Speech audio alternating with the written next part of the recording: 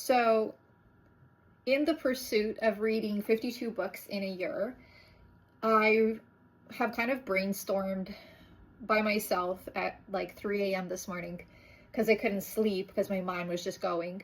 And sometimes I involve some of the AI tools like Perplexity or ChatGPT to help me brainstorm a little bit further, almost like a sounding board. And trust me, I'm very particular with how I feel and how I think and which direction I want to go in. I do truly have a mind of my own, so I'm not really being swayed by the influence that these AI tools are might be imposing, but I really enjoy them for the brainstorming process. So in terms of moving forward, for January, this is the first month I'm doing this challenge. It's going to be 3 or 4 books in this month.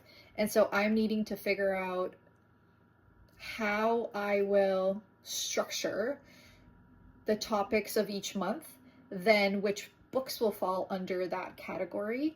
And as you might know, because you might have seen the first video that I did, I'm doing the book You're Special by Max Lucado. And so it's like a little children's book, but at the same time, it has this really big, great meaning about identity and being who you are and sticking to your roots. But also the underlying notion of you just keep moving forward and look for your people and remember who you are. And in that pursuit of moving forward, you find your identity, you find your people, you find your purpose, you find what you stand for, you find what you believe in.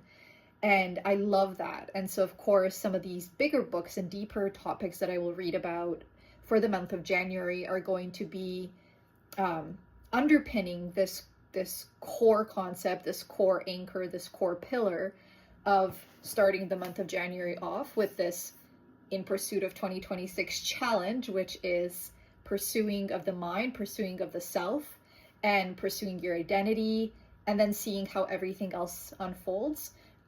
So the books that I'm choosing obviously are going to be underpinning this core concept for January, which is identity, leading, pursuing, being active, wanting to better oneself and wanting to know oneself better.